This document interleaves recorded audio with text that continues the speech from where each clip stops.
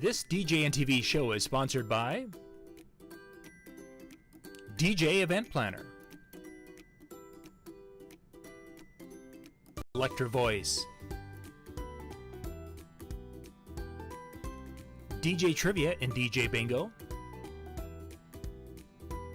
ProX Direct, NLFX Pro, Promo Only, Odyssey Cases, Perfect Portals, JMOZ Lighting, Instant DJ Requests, and our DJNTV Insiders. This is John Young from DJNTV. Thanks for watching.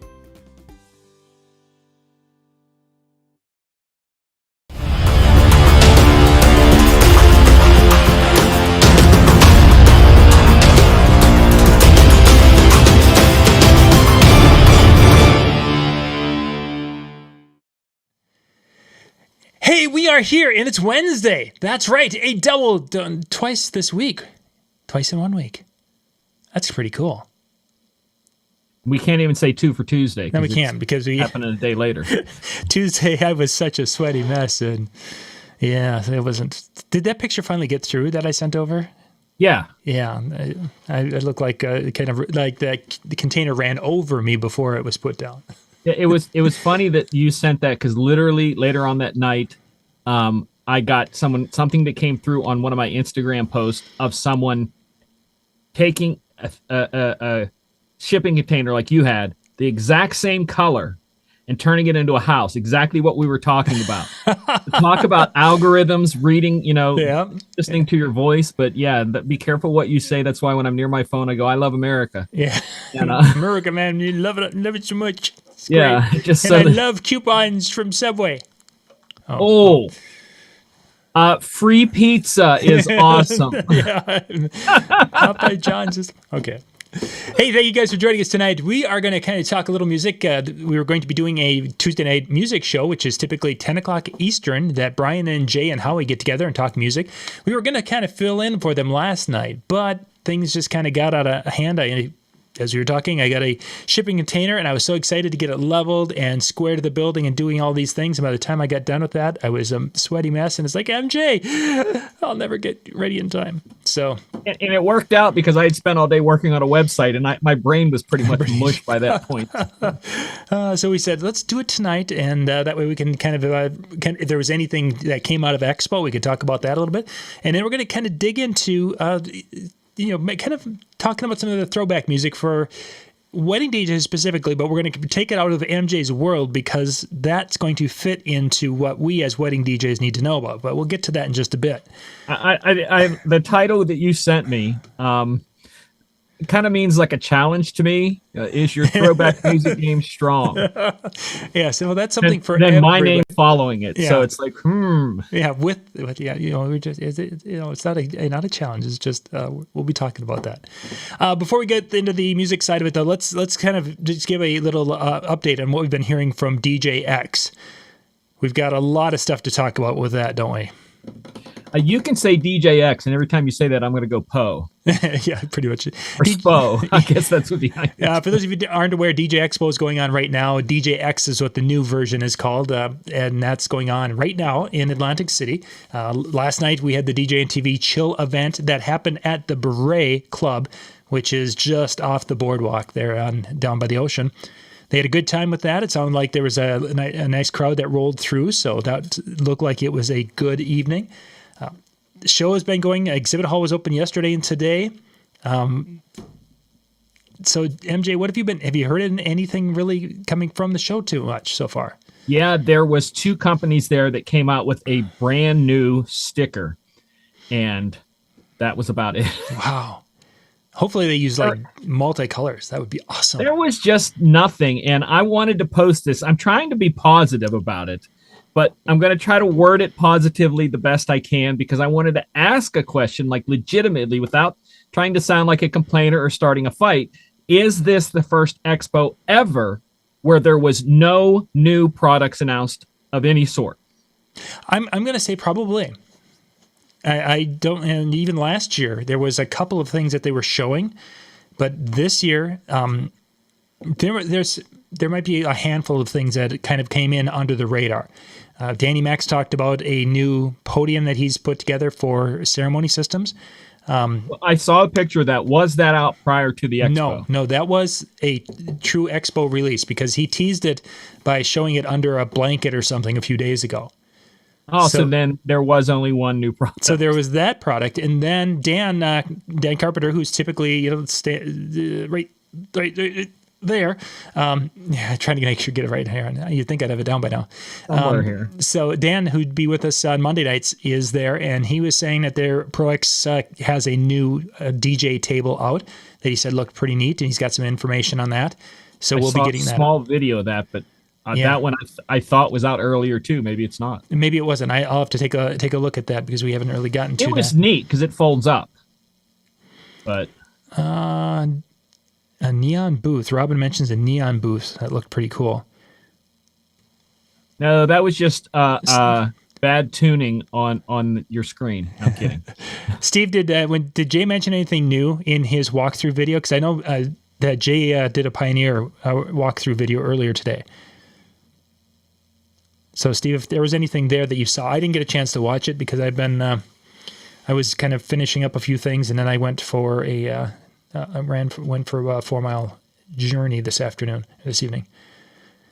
But yeah, so there's not a lot going on. From what I'm hearing from people on site is that the educational content, there's some good stuff there. If you're an experienced DJ, you're going to get a couple of nuggets maybe. But they have a lot of 101 stuff. They're really trying to focus on that beginning DJ getting started, being not a mobile DJ as much as a kind of a club DJ. There's more along the lines of that from what I'm hearing, or at least the perception of a couple of people who have talked to me about this. The exhibit hall is a fraction of what it used to be. Part of that's due to COVID. Part of that has been due to the attrition that's been happening for the last number of years. So it's more drastic. This is probably a decline that you might have seen in 5 years instead of in 2 type of thing from 2019.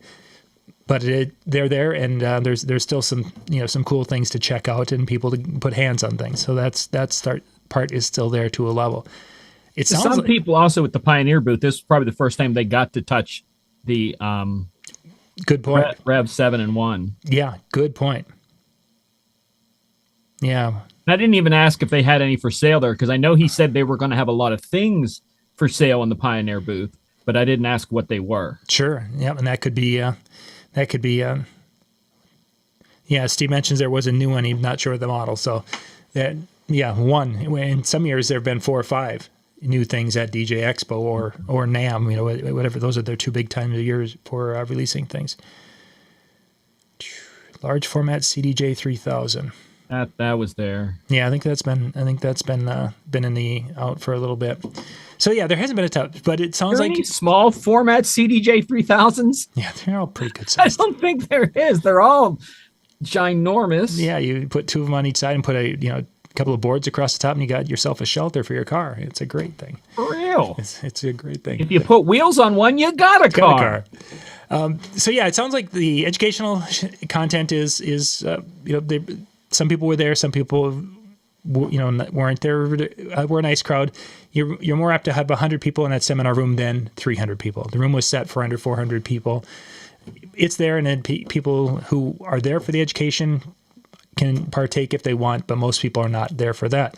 It sounds like number-wise, they felt that this year was up certainly from last year, maybe even higher than 2019, which would have been the last non-COVID year. But most of the people who are there for the social aspect of it, to go and see friends that they haven't seen in 3 years. So you're going to have that bump, which is, I think you're going to see that even in Las Vegas next year. You're going to have the bump of people, especially as this whole COVID thing's finally working its way through and people are getting used to that. You'll have that, and then it'll go back to normal where you'll have people who only come every 3 to 5 years, and they alternate. Okay, I'm there this year, but I won't be here for the next 2 years. Oh, I'm here next year, but I won't be then. Yeah. My schedule was usually go 2 years, don't go a year. I think, and that's where you're going to see is that those will line up, and there's going to be years where everybody comes at the same time just because, and then you're going to have that randomness of the shouldn't I? So, Yeah. but yeah, I think overall, it's nice to see it's back. It's nice to see they're able to do something, and it sounds like everyone's having a really good time with it, and things have gone pretty well. You haven't heard problems with the roof leaking, and I haven't heard too many people complaining about the internet there. So that's fabulous. Because there have been times where it's been ghost or dead down there, dead zone. So, all right, let's jump into what I wanted to talk a little bit tonight in that throwback music, because when we did the show and we were discussing the oldies and the throwbacks and really getting into that, you of course kind of explained it so well, and people really kind of jumped into that. And what I wanted to do tonight is to really spend some time looking at when we're looking at a wedding crowd, and generally right now, most of the weddings I'm doing, my couple and their immediate friends are somewhere between 23 and 27. So if we put that magic number at their age is 25, I wanted to kind of go through and talk a little bit about some of the throwback music that would fit with that age group, which would have put them in your clubs about 3 to 4 years ago, somewhere in that ballpark. So I wanted to kind of go through and kind of pick your mind a little bit about what types of things, when you see that age group in front of you, what are some things that you're starting out going to things, and let's just kind of work our way around and talk about some of the music that would be played with that group. Yeah, the first thing I would do is ignore them. I'm bringing up my library here, so if I'm glitchy, it's taking a second to bring it up. Mm-hmm. It's reading tags again. Why are you reading tags? And kind of for those who didn't get a chance to watch that, when we're talking throwbacks, kind of define that for the folks. You do such a nice job with that. Well, we've always considered it's not a lot of DJs that are my age. They will talk about oldies being a specific year or decades, like 60s, 50s, and 60s. Mm-hmm. When that first started being called oldies was in the 80s. So that was how many years prior to 80? Like 20, 30 years? Yep, somewhere in that ballpark. So as you look at oldies to the younger people now, you have to go back 20 to 30 years from now, which takes you to 1990-ish. Mm-hmm. So those, to their mind, is exactly the same as the 50s and 60s were to the mind of someone like us in the 80s and 90s. So when you're picking songs for them, you have to think that way. What would you have felt like as a 25-year-old back in 80 or 90, whatever year you were around, someone playing a song 30 years old? Mm-hmm. How would you feel? And that's what you have to think with this crowd, is that they're doing the same thing, is that when you drop a song that's 30 years old, that's what you would have felt like throwing it back then. So in essence, with our kind of a demo couple that we're going to be talking about, or the kids or the audience, 30 years earlier puts it 5 years before they were born, possibly before their parents were, their parents were in the dating stage maybe at that point in time. So you're talking about their parents' music. So, and we always talked throwbacks was just 10 years back. So if your people are 25, you want to hit a throwback from them, you're going to go back to 2012, and that's their throwback. And I know a lot of you are like, well, that's brand new music. No. No. And I think there's where there's a disconnect, is because for a wedding DJ who isn't out there working, say, specifically high school dances or college age events, we're looking at and saying, what, Call Me Maybe isn't a new song. It's in my new folder, because I made that, when I started my computer, I made a folder of new songs, and, Carly Rae Jepsen is right there. Because you have to shift constantly. You're in a constant shift of your mindset. And I think that's where a lot of DJs really have a lot of trouble struggling with it, is that they can't see a shifting brackets of things. Mm-hmm. They label oldies, and oldies are oldies, but oldies are only oldies to people that were old when that was old. Wait, people that were young when that was old. Yeah. I know. I get you. I get you. Yeah, Really. and it just is going to keep and continue. So you have to think about, that 2022, you're 15-year-old. So anybody that you know that's 15, you have a couple kids that are around that age, right? Yeah. So the music's playing right now when they're getting married is going to be throwback songs. Mm-hmm. So you have to think about that. Yeah. It's just a way of giving someone what they like and realizing that things change. Yeah. Like Homer Simpson said, he goes, I used to be cool, and then they went and changed the definition of cool, and I don't know what it is, and it just scares me. That's unfortunately way too accurate. That's kind of like what it is sometimes, that you're not judging what you think's cool. You're judging it what they think's cool, and you have to play to what they think's cool. Mm-hmm. And I know that's a very roundabout kind of generalization, but that's kind of the way I kind of look at it. Is it's not about me, it's about them. So I have to pretend I was them and go, what was hot 10 years ago? Sure. How big of a window would you, and still keeping in the concept of that throwback song for that age group, would you go back? Are you going to try to stay at that 2012, or would you kind of go forward a year or two, or back a year or two, or where's this sweet spot? I'll dance around that number. So if I was doing this, so I'm waiting for this thing it's rereading. I open up virtual, so I'm going to look at my songs from around the era that we're going to talk about.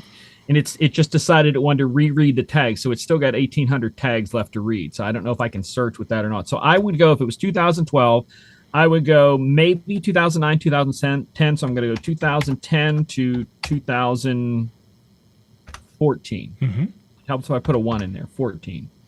So at the top of my list on those would be I Love It by Icon of Pop, Shake It Off, Don't Stop the Party by Pitbull, TJR, Uptown Funk. So these are all throwbacks to these people. A lot of you guys are thinking these are hot songs. These are older songs. Valiendo, Dan Scudo by Don O'More. Party on Fifth Ave by Mac Miller. Starship by Nicki Minaj. These are all old songs. Fine China by Chris Brown. Talk Dirty to Me. Fireball by Pitbull. Let's see here. Lana Del Rey, Summertime Sadness. So that also in that era, you had a lot of the like the Chainsmokers and stuff around the 2012. Yeah. So you have a little bit more dancey stuff in there. Kesha's TikTok was 2010. That's another throwback. So a lot of you might not think of that, but these are all throwbacks. So if you want to go to oldies for them, so that would take us back to 1997. Yeah, I was going to say late 90s. Right, so I'm going to go 1995 to 1999. That would be a thing. So back that thing up, Juvenile is old school. Spice Girls, Wannabe, old school. Hypnotized by Notorious B.I.G., old school. Ricky Martin, She Bangs. That should throw you back into the old ones. It's Come On Ride the Train's in there, but I guess that is, yeah. Quad City DJs. Yeah, Come on, they were Ride early the Train. early 90s is when. Yeah, somewhere there. Cotton Eye Joe. Actually, I think that was 95. That's right. Yeah. So, Lit, My Own Worst Enemy, Smash Mouth, All Stars, all that's No Diggity. Getting Jiggy with It, Fantasy by Mariah Carey. This Is How We Do It, Montel Jordan, Sublime is Santeria. I can't ever say that word. Yeah. Right. Next, Too Close, Mambo Number 5, different things like that. Those are old songs. I'm trying to see what I have here that is. It's a wedding song, maybe. Thong Song's not really a wedding song. Well, Genie in a Bottle is in that age group of oldies. I'm kind of wondering what people in the chat are thinking when I'm throwing these down. California Love. So now, as you're going through and Sing talking, "Tearing Up My Heart," that could be a wedding song, but that's an oldie song. now, when you are going back and looking and picking songs or finding songs from those eras, are you looking at something that charted and did well, or are you looking for something that does well on the dance floor with that age group, or from your experience did well as it came through that time period? Okay, so the best way I can describe it is, because I don't mass download crap, and this saves you in the future. If it's on my computer, it's either been a specialty request that was a one-time thing somebody wanted, or it has reached inside the top 40 of Billboard's Hot 200 chart. So even if it was in there for a week, it's in here. So everything in here has gone to the top 4, inside the top 40 at some time, depending on how long it is. Okay. I'm sorting that by the the date range, and then by play count. So what I've done over the past 10 years on these songs. So it's more from a, obviously, charts, but then it would also be because of the success you've had with that music. Somewhat, but I can jump down further, like "Tearing Up My Heart's" down in the lower plays. It's not even up in the higher plays. Wait. Am I doing this by play count? Yeah, I'm doing by play count. So, and that would have been there's where I'm headed to, actually. That a group like the Backstreet Boys, where you've got multiple songs, and at that time, a different song would have been kind of the go-to at that particular time.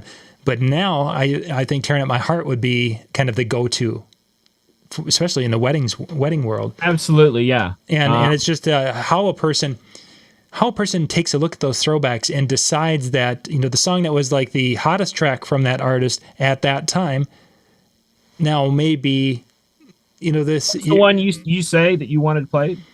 "Tearing Up My Heart" from, it would be the one over, you said, I think, there was another one of their songs you mentioned earlier. "Tearing Up My Heart" is 97, and I've played it 110 times. Mm-hmm. So that's... When you get to 200, there's a lot of plays for me. That's when I see stuff that's in the 2+. I've played them a lot. "Tearing Up My Heart" is a drop with the right crowd. If you have a crowd that likes to sing along, oh yeah, I would go that direction. If the crowd's really not into that, it kind of depends. I even think I might have that marked as a sing along, because there's a few like that. Yeah, yeah. I'm just seeing what's all there. So yeah, that was. I can actually tell you that I don't know how much this data isn't going to be the most up to date. Last time it was first played in 2014, according to this, and last played in 2020. But this hasn't been updated, so I know I've played it since then. Because I do drop that one from time to time. See, that was back before we were into computers and we had the CDs. It was more common that we would, grab a disc of, the greatest hits of Bon Jovi's greatest hits, as an example, and the first track, if we were going to play one, would have been, that track, and then if we'd have gone and we'd have played that as a second track, it was common we were doing things like that, especially for weddings. And then as time went on, there was at one time, as Def Leppard as an example, "Photograph" was a bigger song in this area than "Pour Some Sugar on Me." I don't know if I've ever even heard "Photograph." Oh, interesting. Yeah, "Pour Some Sugar on Me" is the only thing I would ever play by them. Yeah, the Rock of Ages was a introduction, kind of a little bit in the area, but you couldn't do much to that. But "Photograph" had just as a big track, but it didn't have the danciness, I guess, of it. Right. If I'm saying that right, or didn't seem to have that, which "Pour Some Sugar on Me" has had a longer and has more of a multi-generational appeal over the years. And now today, of course, that's been the big song everywhere, even here, which took a little more time. But that idea that there might be... I do have it, but I've never played it. Because years ago, I got a thing called the Top 500 Rock Songs of All Time, and it was in that grouping of things. Yeah. Yeah, "Pour Some Sugar on Me" I have played 85 times, and I've played the promo-only quick video. But you can do well with that beyond that age group. So you have to keep that in mind, because the other night I was at the casino and we had late 20s, people in their a whole group of people in their late 20s. And I went from Journey, Don't Stop Believing, to Bon Jovi, Living on a Prayer, Neil Diamond, then into Nelly. And they ate them up like crazy. Mm-hmm. So let's categorize those songs for that late 20s. Sing along, sing along, sing along, sing and dance along. Mm-hmm. So you were jumping. That was the purpose. You were jumping, from super old for them. The Neil Diamond would have been way before, their parents even, to a point, possibly. Back and forth in that, but you grouped them as sing along. Yeah, and it worked. Yeah. If you catch like I said, I was trying a bunch of different things that night, because I get a lot of requests for 90s and early 2000s with that crowd for some reason. Mm-hmm. And I'm like, well, I'm going to see what this is. I'm in a spot where I kind of want to change. I wanted to change things up. And the version I have has this drop where it goes drop, drop, drop, dun, dun, dun, and it starts into that piano. So it's a cut and then that distinct piano. And as soon as I did that, they screamed. I said, okay, I know what I'm going to do next couple of songs. I'm going to stay right in this older sing-along niche. And that's what I did. And that's the thing I think is most important when I talk about being a good DJ, is being able to look at the crowd. And I tried something, and if it wouldn't have worked, I could have gotten out of it because I can mix. Yeah. But it hit, and I said, I'm going to give myself 3 songs and see what they do. And we got to Neil Diamond, and they were good. They were singing. But I said, I want to go a different direction. I want to get them with something. And I took that hot cut of Nelly's Hot in Here where it goes, oh, chunk, chunk. And that's how I dropped that one in, because I wanted their attention again. I didn't want to mix across. I wanted a cut to grab their attention. And, it's just different things you do. And I went that direction, and I stayed there for a little bit. So you're playing the Sweet Caroline, you're playing that, and you can feel that they're engaged, but not to the level that they probably were the song or two before. They were screaming the other lyrics. Like, I turned it down, and you could hear all over the whole casino people singing along with it. So that's good. Do you ride the Sweet Caroline out, or do you go through the verse, refrain, verse out? Every version I play, remember, is an intro, outro, and the version he does the last time, and let them singing, and it goes da, da, da. And that's where I drop the oh. Okay.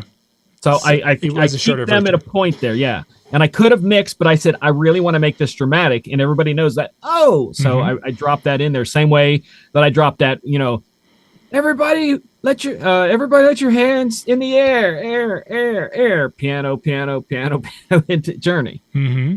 I'm trying to find my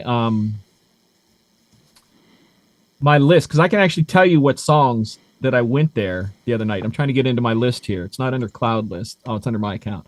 And I can actually tell you what I played, because Virtual records all of that. So go ahead with your next one while I'm hunting for this. Yeah, so we've got sing-along songs. You can go a variety of different directions. Drop it like it's hot. That's funny, Steve. That would have been, what was last Saturday, the 6th? Unless it didn't upload.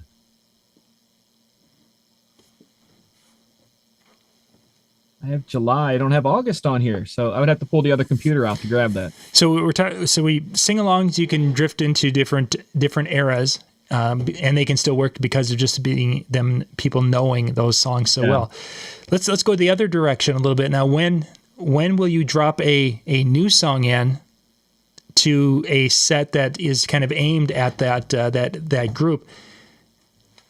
And I will drop them all the time, like in and out. Like I dropped. I'm going to have to get the other computer to get you the things, because I can never think of this. I can never think of the name of the song. I have it in there because it's Mariah Carey's hook from Fantasy. Yep, they've been playing went that from that into Fantasy. Worked well. So you're mixing the old and the new. I'll drop little things like that depending upon the crowd. Other ones I'll go more hip hop. I'll go a little bit more mainstream. Somebody wanted to hear this real urban song, I'll drop it and then go into something else that's in the same BPM. Mm-hmm. So mixing is, if you can mix 2 things together. When people tell you you can't mix these 2 together, anything's mixable. It's just how you go about blending it. Because I showed people that one time, that I went from when Little John's Turned Down for What into Taylor Swift's 22. Because there's a point in there where it backs off enough that I can do that, pull some tones out, walk into hers, and then come out of theirs. But I do it in like 4/8 counts. It takes me to get across there. But you can mix the two, anything you want. And it wasn't disturbing because you're carrying them through that. And if it's that distinct, you can carry it if you take it over a long distance of time. Sure. And as you say, you're taking pieces out and bringing pieces in as you're doing it, so you're not having that overlap and that uncomfortableness of them singing. Because there's the part in Turn Down for What where the because that hits that and it drops. It goes it calms down a lot, and you can take the mid out and where you're just having that kick. It was a perfect night. It comes across there if you blend it across. And then as the song gets into hers, I back the bass off because hers doesn't have near as much bass. Sure. So you have to back it off slowly to make it sound normal. And when it gets to the part of her song where she does have a kick drop, you have the other one down enough that it doesn't seem weird going into the next one. So I really wish I would have that list because it must not have uploaded after I got off because I haven't had the computer on since Saturday. So I would have to go back there and get it if you want me to see what I played. We're good. We're good, MJ. Okay. We're good. So this is working well. So Throwbacks, how much of a risk are you when you've got that 29-year-old crowd? Are you willing to go? You mentioned, of course, with the sing along, you had a couple of songs. You were going to go 3 songs. When you're going and you're seeing that crowd and you're like, hey, I think I can go back to the 80s with this crowd. And maybe not our 20-year-olds, but whatever the crowd is. And you're thinking that is 3 songs kind of your set or the amount of songs you want to go to try it, sampling of 3 songs? Well, the thing is I always have 3 songs set. So a good DJ is always 3 songs deep. The song that's playing, the song I'm going to mix, and the song I'm going to follow it up with. Sure. And then you have a plan B. So in my side list, I always have stuff thrown over there that are hot that I'm going to play eventually, that if it doesn't work, then I have that one ready to bring in quickly, get out, and move on. Again, I took another dive that night for a chance, and I played Dancing Queen, which I have a Dancing Queen with an intro, not the piano. So it's an intro with the hook first. So it has a chorus, the first thing. And the girls were like, oh, and the guys are like, ooh, boo. And like 2 seconds after the girls started singing, which that's what I wanted to wait and see, they all joined in. Yep. And it was one of those things, like I just kind of wanted to see how that goes there. So little things like that's one that I wasn't sure because the other ones I know it's kind of that out of the city, like the rock and roll kind of stuff. So I knew the Bon Jovi and stuff that would go. This one, Dancing Queen kind of maybe, but it did go good enough. But then again, like I said, I put newer stuff on. I can't even think of what all I played. But it was, just stuff like like I said, I'll type in and go, I need to throw some new ones. So I'll type in like 2017, 2022 and play 3 or 4 songs from just that. I'm doing a lot of Dua Lipa because I love her stuff. So they're going to get what I like. Yeah. The new one with Doja Cat and I can't think of who it is. You can tell me in the chat. But that one I like. I play that one. Just 2 or 3 things like that. Bad Bunny, depending upon the crowd. I don't think I went too much Latin down there because they're not big on that at that casino. But it like I said, you really have to keep your mind open and have fun with it. But here's a good example of stuff I would not have played, and especially because of the manager there. I would not have played something like Humpty Dance. Okay. I knew I probably would have been fired. When you play something, or Ice Ice Baby, you would have gotten fired. Now, why is that? What's that? Why is that? Ice Ice Baby's kind of it's not bringing the right crowd they want. They want a young crowd. Okay. So, like, I've seen places that literally have a certain crowd, and they go, we don't want this crowd anymore, start playing this. And it completely emptied the place out for weeks. That's what they want. Yep, they want to I knew the manager wanted younger, because I heard him complaining about another DJ playing, I think it was either Ice Ice Baby or Groove Is in the Heart by D-Light. And I'm like, I know to stay away from all of that. Yeah. So, like I said, it just kind of depends. You've got to be able to read the crowd. You got to know your managers and owners because they want a certain thing. You've got to keep everybody happy. I've learned at that place mashups because I have a mashup of Country Grammar by Nelly and Sweet Home Alabama that goes off well. And I have a mashup of AC/DC's All Night Long and Fergie's Humps. And that goes off because you get a little of both crowds. They can sing Sure. both songs. Mm-hmm. I have a mashup that I play this sparingly because I think it's too over. The person who did this did it a little bit too, not overdone, but it's just two hot songs that you don't mess with Journey that much. So it's Journey's Don't Stop Believin' and Lady Gaga's Just Dance. And they work well together. And people like it, but they also really like Journey. So yeah. One of those things, it's like, I may do it to bring them out, but if they're out there, I wouldn't throw it out if they're already out there. Sure. Because that would screw some things up, Mm-hmm. at least in my opinion. Yeah.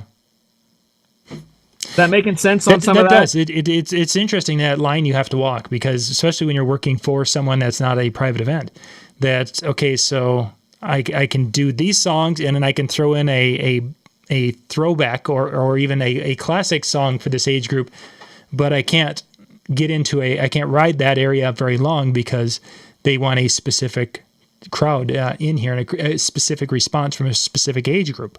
Yeah, but some of the bars, will tell you don't play anything older than 15 years old. Mm-hmm. Because they want that 24-year-old, that 22, 23, 24-year-old. They don't want older people in there. Mm-hmm. Because if older people in there, then the younger people won't come in. Yeah, for sure. Yeah, if So they see it's certain ones. Other ones, the weirdest songs they don't want you to play, they'll come up and say, don't play this song, and you don't even know why. Do you remember the song, was it Too Close by Next? I think it was. Yeah, good tune. Had a guy at a bar said, we don't play that song here. And I'm not even sure why. Yeah. Another one, I had 2 or 3 bars when Mo Bamba came out, said, don't play that song here. Mm-hmm. They literally had things in the DJ booth. Do not play Mo Bamba ever. I don't care how much you get requested. So, yeah, that was kind of common. We were seeing that too. And even though we had quote clean versions that had no lyrics left, you just had the bass line.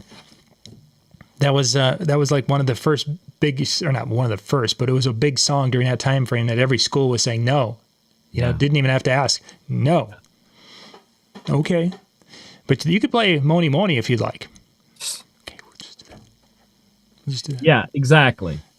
Or the advisor. The roof is on fire. Yeah, the advisors who were requesting "Baby Got Back" during that period of time. That was a classic song for us. I did a Catholic church event, and there are girls that had a dance, and the teacher was like, "Yeah, they can do their dance." And the song they had for the dance was "Got Me Walking Side to Side" by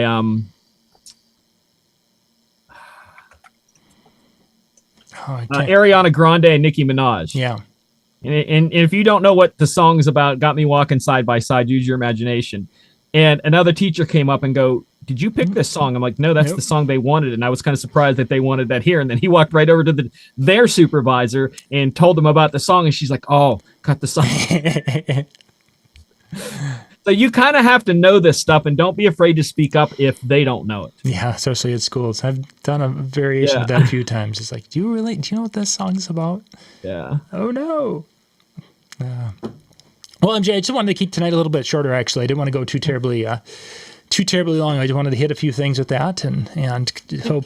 Real quick in the chat, does anybody have any questions about this topic? Because I know I was kind of hammering some stuff out there. If you have something that you can pop in real quick, a short question, something I didn't or John didn't explain, even if we just handle it at another episode. I know a lot of you deal with this, so it is something that I think probably there's going to be a lot of questions or ideas or thoughts or what about this? So yeah, and if you guys are later. Exactly. If you guys are watching it later, you can definitely put the questions in the comment section, because I pulled those off, and then when we do our monthly, which our next Monday night show will be on the 22nd, I believe. Monday the 22nd. Yeah, because next Monday is the education. Training. Yeah, we're doing the training on the 15th. We'll be doing our training night, which we'll be talking. Dan's been interviewing people at DJ Expo, getting tips and ideas of how people handle the busy season, keeping their head in the game, keeping themselves up emotionally there for their clients and being able to keep that balance of life and business going on. So that'll be our topic for next Monday night. And anchoring that at the end of the night, we're going to spend some time talking to Mike Walter, because